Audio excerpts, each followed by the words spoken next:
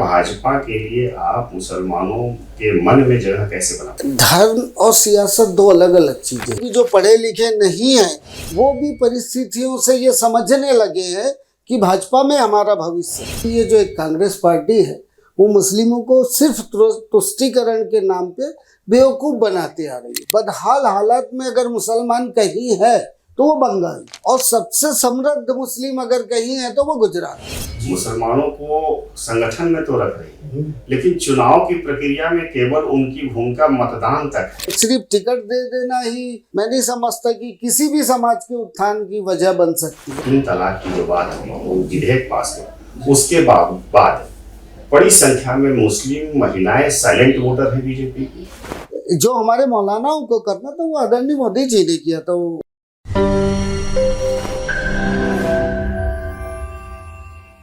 नमस्कार, मैं Krishna Kumar Sikandar, the Sikandar show में आपका स्वागत है। आज हम बातचीत करेंगे भारतीय जनता पार्टी अल्पसंख्यक मोर्चा के मीडिया प्रभारी गुलाम गौस खान से, और उन पर उनसे बात करेंगे किस प्रकार उन्होंने सफर तय किया, यहाँ तक पहुँचे और पार्टी में उन्हें क्या महत्व मिला, मुसलमानों के भाजपा के प्रति जो अविश्वास है वो कैसे विश्वास पैदा कर रहे हैं। इन बातों पर हम उनसे बातचीत करेंगे और उनको किस तरह की स्थितियों का सामना भी समाज में करना पड़ा होगा और कैसे अपने पारिवारिक और सामाजिक जीवन को संतुलित करते हैं, इस पर आज हम उनसे बातचीत करते हैं। गौस खान जी, आप ये बताइए कि आप इस राजनीति में कैसे कदम रखा आपने? नहीं, राजनीति का मेरा जो इंटरेस्ट लेवल था वो मैं जब कॉलेज पढ़ता था उस वक्त से ही मुझे राजनीति में इंटरेस्ट था, स्पेशली मुस्लिमों के लिए। मैं देखता था कि स्टडी के अकॉर्डिंगली 1947 के पहले मुस्लिम का जो एजुकेशन रेशियो था वो 24%, हमारा जो लिटरेसी रेट था वो 24% था। बट आफ्टर आज़ादी 47 के बाद हम लोग 2.5-3% पे आ गए थे। तो मैं वही समझने की कोशिश करता था। तभी मैंने देखा कि ये जो एक कांग्रेस पार्टी है वो मुस्लिमों को सिर्फ तुष्टीकरण के नाम पे बेवकूफ़ बनाती आ रही है। शिक्षा से बड़ा दूर रखा उन्होंने, और जिसके पास शिक्षा नहीं है वो सारी व्यवस्थाओं से दूर हो जाता। इसको देखते हुए मैंने, और राष्ट्र हित की पार्टी है ये, मैंने अखिल भारतीय विद्यार्थी परिषद से कॉलेज टाइम से शुरुआत की थी।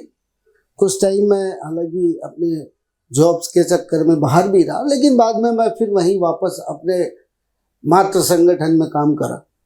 तो भाजपा में आपका प्रवेश कब से हुआ? भाजपा में आई थिंक कि मैं 2008 से काम कर रहा हूँ लगातार यहाँ रहते, छत्तीसगढ़ में 2008 से सक्रिय। आप बताइए, व्यक्तिगत जीवन के हिसाब से आप सामाजिक जीवन जीते हैं या सामाजिक जीवन के हिसाब से व्यक्तिगत जीवन जीते हैं? देखिए, आदमी दोनों के लिए पूरक होता है। मैं समाज मेरे लिए पूरक है, मैं भी समाज के लिए पूरक हूँ।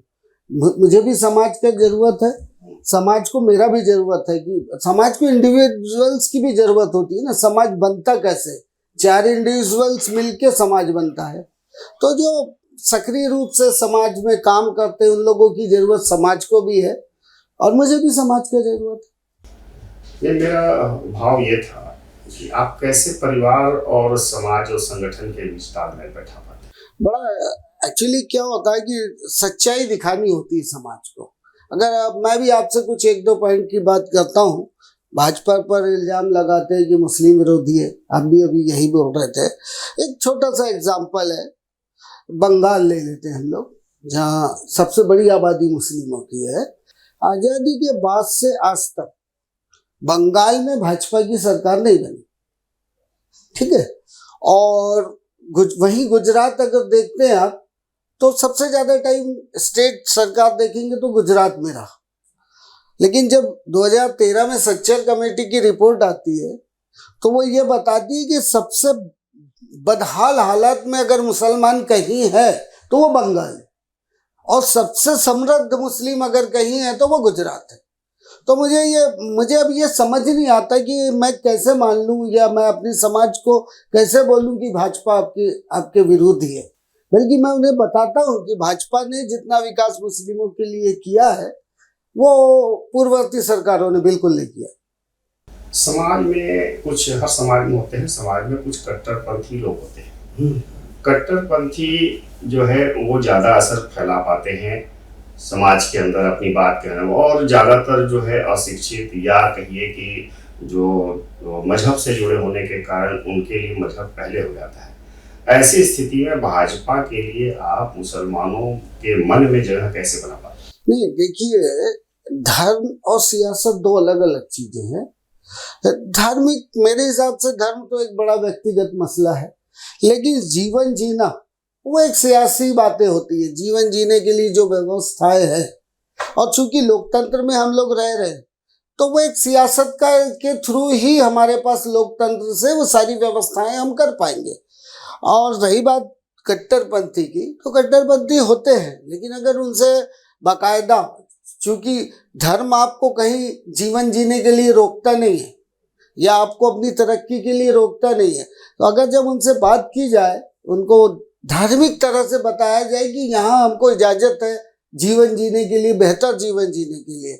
जैसे शिक्षा की बात है, हमारे पैगंबर साहब ने बोला कि आपको इल्म हासिल करने चाइना जाना है तो जाइए, तो पैगंबर साहब ने शिक्षा की बात करी, तो हम लोग आज वैसे बदल रहा है, सिनेरियो बदल गया। हमारे मुस्लिम समाज में भी अब पढ़े लिखे लोग आगे आ रहे हैं, और इवन अभी तो मैं ये देख रहा हूँ कि जो पढ़े लिखे नहीं हैं वो भी परिस्थितियों से ये समझने लगे हैं कि भाजपा में हमारा भविष्य है। सबसे बड़ी बात यह है कि राजनीति का माहौल काफी तेजी से बढ़ रहा है जी। पहले विपक्ष होता था, वो सत्ता को समझता था। आज का विपक्ष ये है कि विरोध के कारण विरोध करता है, वो केवल एक लाइन खींच कर बैठा है कि मुझे विरोध करना है। तो ऐसी स्थिति में जो लोग ऐसी धारणा बना रहे हैं समाज के, उनके बीच में जब आप जाते हो, क्या कभी ऐसी स्थिति पैदा हुई है कि आप गए हो और भाजपा के पक्ष में अपनी बात रखे हो तो लोगों ने आपका विरोध किया? हाँ, ऐसा लोगों ने नहीं, कुछ गिने चुने लोगों ने किया, और ये बहुत बार हुआ है मेरे साथ। पिछले चुनाव में तो मुझे पुलिस तक की मदद लेनी पड़ गई थी। तो ये होता रहता है, क्या बोलते हैं, फ्रिंज एलिमेंट हर जगह होते हैं, मेरी समाज में भी हैं, कोई दिक्कत नहीं है। आएंगे जाएंगे, ऐसे लोगों से लड़कर ही हम लोग समाज के लिए कुछ कर पाएंगे। इन चार चंद लोगों के लिए समाज को नहीं छोड़ सकते ना। तो ये समस्या आते रहेंगी और उसके लिए मैं रेडी हूँ। इसमें मैं आपको एक उदाहरण दूंगा। सर सैयद अहमद खान जी ने जब यूनिवर्सिटी का कायम करी थी, तो उस वक्त के सारे मौलानाओं ने, मुफ्तियों ने उनको बड़ा एक फतवा दे के काफिर घोषित कर दिया था। उनको बोल दिया था कि आप तो अंग्रेजी शिक्षा दे रहे हो तो आप तो दोजख में जाओगे। तब उन्होंने एक बात कही थी कि अगर समाज के विकास के लिए हम दो चार दोजख में भी चले जाएं, नरक में भी चले जाएं तो चलेगा, कम से कम समाज ऊपर आएगा। वो बात मुझे बहुत अच्छी लगती है, उस चीज को मैं भी अपने जीवन में उतारने की कोशिश करता हूँ। तो बीजेपी में अल्पसंख्यक मोर्चा में भविष्य कहाँ देखते हैं? बीजेपी में अल्पसंख्यक मोर्चा क्या है, वो तो एक मैनेजमेंट का तरीका है लोगों को जोड़ने के लिए। बाकी हम हैं भाजपाई, बीजेपी ही है। अल्पसंख्यक मोर्चा कुछ ऐसा नहीं है। अब जब एक बड़े ऑर्गेनाइजेशन को आपको चलाना है तो थोड़े डिपार्टमेंट डिविजन्स करने होते हैं, उसी का एक हिस्सा है डिवीजन। महिला मोर्चा है हमारे यहाँ, ST/SC मोर्चा है, OBC मोर्चा है। तो भाजपा से कुछ अलग नहीं है, सब भाजपा है। वो आप ठीक कह रहे हैं। जो सबसे बड़ा आरोप बीजेपी पर लगता रहा है कि वो टिकट नहीं देते हैं। अब उदाहरण के लिए मैं थोड़ा जानना चाहता हूँ, बिल्कुल नीचे लेवल पे अभी बीजेपी ने आपके वार्ड से भी एक ऐसे व्यक्ति को दिया जो 3 महीना पहले केवल पार्टी में आया और वहाँ के समर्पित कार्यकर्ता को नहीं दिया। ये तो मान सामान्य बात है, लेकिन बीजेपी अल्पसंख्यक मोर्चा का तो इस्तेमाल कर रही है, मुसलमानों को संगठन में तो रख रही है, लेकिन चुनाव की प्रक्रिया में केवल उनकी भूमिका मतदान तक है, शीर्ष पर क्यों नहीं है, जनप्रतिनिधि के रूप में क्यों नहीं है? हम जनप्रतिनिधि ही तो है ना, अगर संगठन के लिए काम कर रहे हैं तो जनप्रतिनिधि है। रही बात, अगर आप सोचते हैं कि चुनावी प्रक्रिया से होकर ही जाने पे समाज का विकास होगा, तो मैं इस बात को नहीं मानता। चुनाव एक सरकार बनाने और बहुत सारी जीतने, उसके पीछे एक पूरा स्ट्रेटजी काम करता है कि कहाँ से हम चुनाव जीतेंगे, कौन सा कैंडिडेट चुनाव जीतेगा, कैसे जीतेगा। तो उसके अकॉर्डिंगली पार्टी काम करती है, और सिर्फ टिकट दे देना ही मैं नहीं समझता कि किसी भी समाज के उत्थान की वजह बन सकती है। आप अगर देखना चाहें तो आप देख लीजिए, सारी योजनाओं में देखेंगे कि मुस्लिम पॉपुलेशन है तो 14-15%, लेकिन अगर योजनाओं के लाभ में जाएंगे तो आप 30% प्लस में ही सारी योजनाओं का लाभ मिल रहा है मुस्लिम समाज को। मैं इसी चीज को और थोड़ा सा समझना चाह रहा हूँ कि आपने कहा कि हम भी प्रतिनिधि, आप भाजपा के अल्पसंख्यक मोर्चा के रूप में समाज में प्रतिनिधि हैं। जी, जनप्रतिनिधि वो होता है जो चुनाव जीत कर आता है। मैं जनप्रतिनिधि की बात कर रहा हूँ कि आपको जनप्रतिनिधि बनाने के बारे में, या अल्पसंख्यक मोर्चा को, जैसे किसान मोर्चा के लोगों को मौका मिलता है, महिला मोर्चा के लोगों को मौका मिलता है, युवा मोर्चा के लोग जो है चुनाव के मैदान में होते हैं, उनको टिकट मिलता है, तो अल्पसंख्यक मोर्चा ही भाजपा में क्यों उपेक्षित? नहीं, बात अब यहाँ गिव एंड टेक का पॉलिसी है सर। अभी जो मुस्लिम पॉपुलेशन जो है ना, भाजपा के साथ उतना बड़ा वॉल्यूम में नहीं आया है। अब धीरे धीरे हम लोग मुस्लिम समाज को जोड़ रहे हैं। वो भी तो वक्त आएगा जब आपको देखेंगे कि मुस्लिम समाज, और पहले भी हमारे नेता रहे, शाहनवाज हुसैन रहे, मुख्तार अब्बास नकवी हैं, और भी बहुत बड़े बड़े नेता। अभी केरल में डॉक्टर सलाम को टिकट दिया था। तो आपका कहने का मतलब ये है कि बीजेपी इस बात का इंतजार कर रही है कि जब मुस्लिम आबादी, जो अभी विपक्ष का मतदाता है, हाँ, वोट बैंक है, हाँ, वो जिस दिन भाजपा का वोट बैंक बन जाएगा, उस दिन अल्पसंख्यक मोर्चा। आप गलत बात कर रहे हैं, वोट बैंक वाली बात नहीं है, बात ये है समर्थन की। मेरा वही समर्थन से। हाँ, तो नेचुरल सी बात है कि बढ़ रहे हैं लोग, और अगर चुनाव में टिकट नहीं दे रहे, इसका मतलब हम लोगों का विकास नहीं हो रहा, ये भी बात नहीं है। हमारे बोर्ड्स हैं, 4-5 बोर्ड है जिन पे हम लोगों को पद दिए जाते हैं। आज भी हमारे यहाँ एक छत्तीसगढ़ में हमारे कैबिनेट मिनिस्टर हैं डॉक्टर सलीम राज साहब, उनको कैबिनेट मंत्री का दर्जा दिया है। तो है ना नेता, अल्पसंख्यक के नेता हुए ना। ठीक है, अल्पसंख्यक के नेता है, अच्छी बात है। मैं चाहूँगा कि आप अल्पसंख्यक के नेता बने रहें जी, और पार्टी आपको और ऊपर ले गए। आप पार्टी लाइन से कोई संदेश आप देना चाहते हो कि हाँ, मुसलमानों को खास करके, चूँकि आप अपने समाज का प्रतिनिधित्व विशेष रूप से कर रहे हैं पार्टी में, तो आप समाज को क्या संदेश देना चाहेंगे कि वो भाजपा से क्यों जुड़े? आखिर जो है ये भ्रम जो की स्थिति है वो कैसे टूटे जी, इसके लिए आप क्या संदेश हैं और क्या करने का आपकी योजना है? भ्रम तोड़ो, भाजपा से जुड़ो, सीधा सा बात है। हमारे पास एक पूरा डाटा है कांग्रेस ने मुस्लिमों के लिए क्या किया, जो अक्सर मैं अपने जहाँ भी मैं मुस्लिम समाज में जाता हूँ, बातचीत के दौरान उन चीज़ों को, अभी मैंने थोड़ी देर पहले आपसे बोला था कि 47 से पहले हम लोग 24% लिटरेसी रेट मुस्लिम समाज का था, जब नेशनल रेट 7% था, तब हम 3 टाइम ज़्यादा थे। और ब्यूरोक्रेसी में भी हमारा परसेंटेज 47 से पहले जो डाटा है वो 28% का बोल रहा है, जो 2003 में 4.5% हो गया था। मतलब आप देखिए कि इस बीच किसकी सरकार रही, इन्हीं विपक्षियों की सरकार थी। लेकिन 2014 के बाद 2024 तक में अब हमारा स्तर 10.5% का आ गया ब्यूरोक्रेसी में। तो ये जब सारी सच्चाई हम अपने समाज को बताते हैं, और ये, हाँ, मैं आपसे योजनाओं की भी बात कर लूँ। ये जो अभी हमारा प्रधानमंत्री आवास योजना है, उज्ज्वला गैस योजना है, और भी ऐसी योजना है।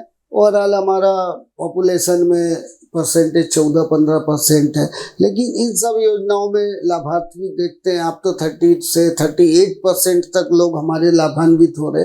तो इन सब बातों का समाज में जब हम जाके बात करते हैं, उन्हें सच्चाई बताते हैं, तो वो लोग जुड़ रहे हैं हमारे साथ, बढ़ रहे हैं। अक्सर ये बात आती है, लाभ तो लेते हैं जी, लेकिन वो जो वोट है वो भाजपा को नहीं देना चाहते। नहीं, तो इसके पीछे क्या कारण है? आप तो मेरे बड़े करीब से जानते हैं मुझे, वैसे भी आपको याद होगा एक बूथ नंबर 18 है, जिसको करीब, जो अल्पसंख्यक की, जिसमें जनसंख्या ज़्यादा है, जैसे हारते रहते थे। लगभग पिछला एक विधानसभा चुनाव हुआ था तो समीक्षा बैठक में उसको 350 माइनस लिखे थे, लेकिन उस बूथ को हम सिर्फ 14 वोटों से विधानसभा में हारे थे, लोकसभा में जीत गए और नगर निगम के चुनाव में भी जीत गए। यानी आप मानते हैं कि मुस्लिम वोट जो है धीरे धीरे अब कन्वर्ट हो रहा है। वो हाँ, इसमें एक बात है, अब जो है वो सत्ता की के कारण, मतलब भाजपा के कारण या सत्ता के कारण दोनों- दोनों वोट जो है अरे टर्न हो रहा है। देखिए, जो जिसके लिए करेगा वो उसके प्रति समर्पित होता जाएगा। जब हमारे लिए भाजपा हमारे विकास के काम करेगी तो हम भाजपा के साथ क्यों ना काम करें, मुस्लिम समाज भाजपा के साथ क्यों ना जुड़े। तो वो तो होना है, धीरे धीरे वो सब बढ़ते जाएंगे। ये मान्यता रही है कि मुस्लिम समाज में खास करके जो सिया समुदाय है, अहमदिया समुदाय है, ये समुदाय भाजपा का वोटर रहा है, चूंकि ये उपेक्षित रहे हैं बाकी जगह से। चूंकि खास करके लखनऊ में ले लीजिए या कश्मीर में ले लीजिए, वो खास करके ये लोग जो है टारगेट पे होते थे, क्योंकि बहुसंख्यक आबादी जो थी वो दूसरी थी। वो जो है अंसारी हैं या उसको कह लीजिए दूसरे हैं, हाँ सुन्नी कह लीजिए, है ना, तो वो है। तो उनकी आबादी के कारण ये लोग भाजपा में स्वतः होते थे। लेकिन आपको लगता है कि ट्रिपल तलाक, जो 3 तलाक की जो बात हुई, वो विधेयक पास हुआ, उसके बाद बड़ी संख्या में मुस्लिम महिलाएं साइलेंट वोटर हैं बीजेपी की? अरे मुस्लिम महिलाएं नहीं, मुस्लिम पुरुष भी हैं, जितने एजुकेटेड लोग हैं उस बात को उन्होंने सराहा 3 तलाक को, क्योंकि 3 तलाक तलाक़ बिद्दत कहलाती है। और मैं आपको बता दूं कि बिद्दत का मतलब वो होता है जिस काम को इस्लाम में करने की मनाही है। बिद्दत मतलब उस काम को नहीं करना। 3 तलाक को तलाक़ बिद्दत बोला गया, मतलब उस काम को नहीं करना है। बहुत बुरी परिस्थिति में हो सकता था, लेकिन लोगों ने उसको अपनी सुविधा के लिए एक क्या बोलेंगे औजार जैसा बना लिया कि जब मन करा 3 तलाक किया। तो वो हमारे मौलानाओं को करना, तो वो आदरणीय मोदी जी ने किया। तो उसके लिए तो जो लिटरेट मुस्लिम है, इंटेलेक्चुअल जो मुस्लिम है, वो उसके लिए तो बहुत समर्थन देते हैं 3 तलाक वाले मामले में, और महिलाएं भी है। आप शुरुआत से लेकर कई बार आपने कहा कि मुस्लिम लिटरेसी रेट बढ़ने से या जब मुस्लिम शिक्षित हो गए तब भाजपा के प्रति और सरकार को समझने लगे, और सरकार के प्रति या जो उनके हित को समझने लगे। लेकिन एक और भी अवधारणा समाज में चल रही है जी, वो ये है कि जो जितना बड़ा लिटरेट है उतना बड़ा टेररिस्ट है। उदाहरण के लिए दिल्ली में पकड़े गए डॉक्टर, इसके पहले पकड़े गए इंजीनियर, प्रोफेसर रहे आपके कश्मीर के, वो जो चढ़ाए गए फांसी पर अफजल गुरु, ठीक है।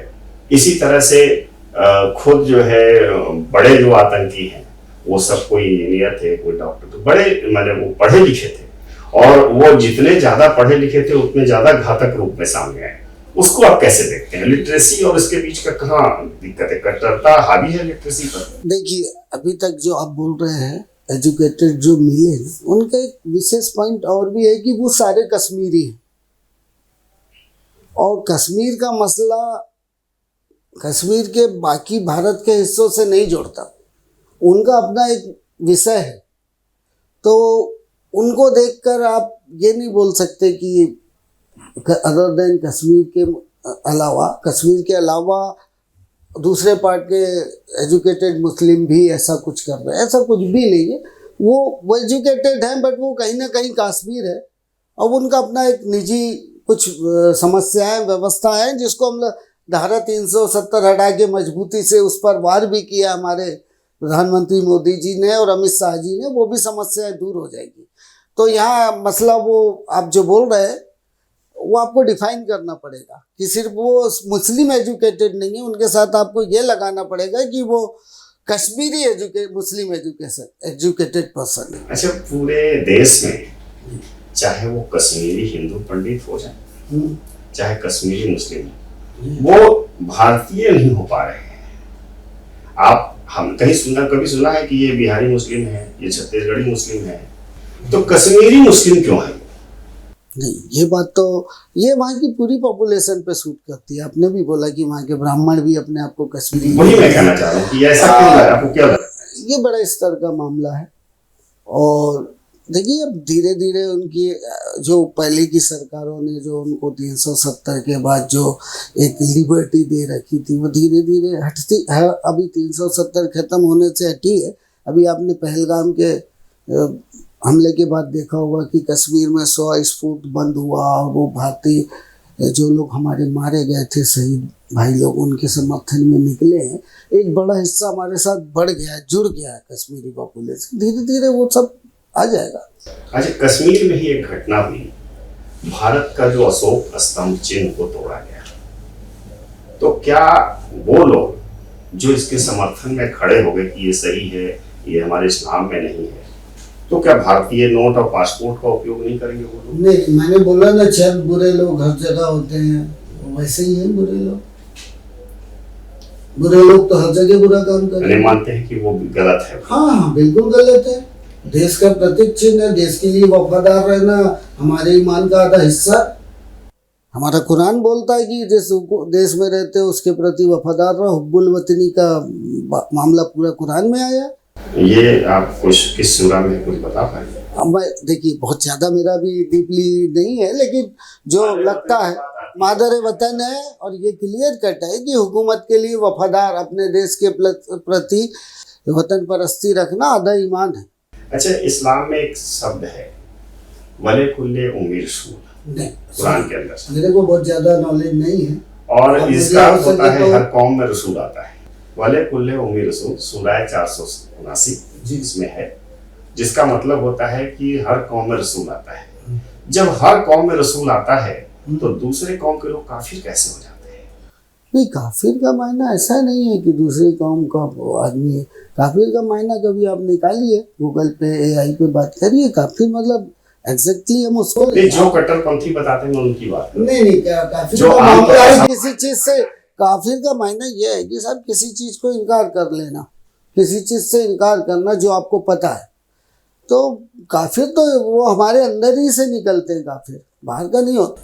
लेकिन वो जो सारे जो कत्लेआम होते हैं वो इसी नाम पे होते हैं। अरे वो फिर उन बुरे लोगों की बातों पे आ गए। बुरा आदमी किसी को भी जब कत्ल कर सकता है तो बोलने में क्या दिक्कत है? इस बात पर जोर दे रहा हूँ कि कुरान में लिखा हुआ है कि नहीं, देखिए मेरा बहुत रब्बुल आलमीन, रब्बुल आलमीन जी कहीं नहीं लिखा हुआ रब्बुल मुसलमीन। हाँ, बिल्कुल सही बोल रहे हैं, रब्बुल आलमीन ही है वो। तो रब्बुल आलमीन है, फिर इतनी कट्टरता, इतनी बेस। चल अब देखेंगे, हिंदुस्तान में 20-25 करोड़ मुस्लिम होंगे। कितने होंगे? 20-25 करोड़। कितने आतंकवादी हैं, कितने लोग ऐसे हैं? तो आप अगर आप 5-10 लाख के लिए आप पूरे कौम को नहीं बोल सकते, ऐसा कुछ भी नहीं है। चलिए मैं उससे इसी लाइन पर एक और बात मैं पूछ लूँ अंतिम, कि आप ठीक कह रहे हैं कि 20-25 करोड़ लोग हैं, लेकिन ऐसे 2-4% लोग होंगे जो इस तरह की कट्टरता करते हैं। लेकिन बाकी जो है, अगर 22% लोग, 3% भी मैं मानूं कट्टर है, तो 22% लोग की शांति या चुप्पी कहीं संदेह नहीं पैदा कर रही है? कहाँ चुप रहते हैं? आपने देखा पहलगाम में तो कश्मीर पे भी उतरा है। हम तो आए दिन इन आतंकवादियों का बहुत तगड़ा विरोध करते हैं। जो भी बुरे लोग हैं उनका विरोध करते हैं, हम खुद करते हैं। क्या आपको लगता है कि जो आप विरोध कर रहे हैं उसके स्वर उस तरह के आवाज मीडिया में नहीं आ पा रहे हैं जो कि आने चाहिए? नहीं, आते हैं। आप देखिएगा, बराबर मुस्लिम चीज गलत कामों का, गलत को गलत बोलता है, एक बड़ा मुस्लिम हिस्सा बोलता है, बराबर बोलता है, विरोध, गलत चीजों का विरोध करता है मुस्लिम समाज। अच्छा, वो क्या लग रहा है कब तक पार्टी आपको भी जनप्रतिनिधि बनाएगी? नहीं, ये सब पार्टी की बातें, इस पर मैं कुछ बात नहीं करना चाहूँगा। यह हमारी पार्टी का अंदरूनी मामला है। इस विषय, ये मेरा विषय नहीं, इस पर मैं कुछ नहीं बोलता। बहुत बहुत धन्यवाद जो आपने मुझे समय दिया, बातचीत अच्छी रही। बहुत धन्यवाद आपका, आपने भी मुझे आपने बोलने और सुनने का अभी आप देख रहे थे द सिकंदर शो। इसके साथ हमारे साथ गुलाम गौस खान जी थे, और अगली कड़ी में हम फिर आपसे मिलेंगे। बहुत बहुत धन्यवाद।